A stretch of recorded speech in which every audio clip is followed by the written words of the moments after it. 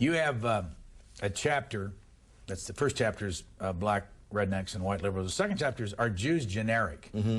Why the jump from black rednecks and white liberals to are Jews generic? What's the point? Well, this book is really about ethnic and cultural issues in general. So there's a chapter on the Jews, there's a chapter on the Germans, and then there's a chapter on history in general. So they're lumped together because they're all cultural, ethnic issues. We move on to the Jews simply because it's a fascinating story. Because among the middleman minorities, of which the Jews are the most prominent, the hostility to these people in countries around the world is out of all proportion to any other kind of group I can think of. In terms of violence, the number of Chinese killed, let's say, in 1 year, and by mob action, exceeds all the blacks lynched in the entire history of the United States.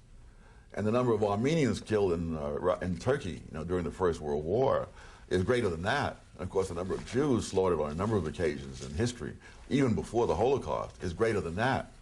So that the question is, why this particular kind of people are the targets of so much venomous hatred?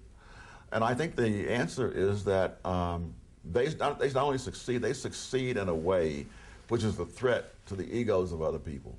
That is, you can envy a Rockefeller, but he's no threat to your ego, because you say, listen, anybody can be rich if he's born a Rockefeller. But the guy who comes here, let's say from Vietnam or Korea, and arrives here with little more than the clothes on his back and a few words of broken English, and a decade later he has his own little business, and you see his son a few years after that getting ready to go off to Harvard or MIT, you've got to ask yourself, you either got to, you've got to hate yourself for saying, my God, I've been stagnating, this guy was nothing and now he's risen up, or you're going to have to hate him. And most people, when they have a choice between hating others and hating themselves, they hate others. Where does the hatred for the Jews come from in history? Number of places, but they are people who have succeeded an awful lot in the midst of other people who have not. Years ago, one official of one of the Jewish organizations in New York asked me, well, what can Jews themselves do in order to minimize the hostility they face? And I gave him a one-word answer: fail. Because as long as you succeed, you're going to be hated. So the source is success. It's not only the success, it's the success starting in poverty, as the Jews did in the United States and in many other countries. And so you not only see them succeed, you see them rise up from the bottom, past other people, and the people they've passed don't like it.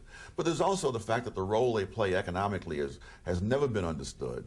They're middlemen or they're money lenders, and the argument is they really aren't producing anything. You can't see anything tangible, that they don't stand at a production line turning out widgets. And so the argument is that they're not producing anything. They're simply gratuitously inserting themselves between the producer and the consumer, and they're parasites, essentially. And this argument has been made, again, not only about the Jews, but about similar groups around the world. And in a number of places, they have expelled those people or forced them out by mob actions, forced them to flee. And after they've left, the economy has collapsed. But it never teaches the lesson to know they were doing something.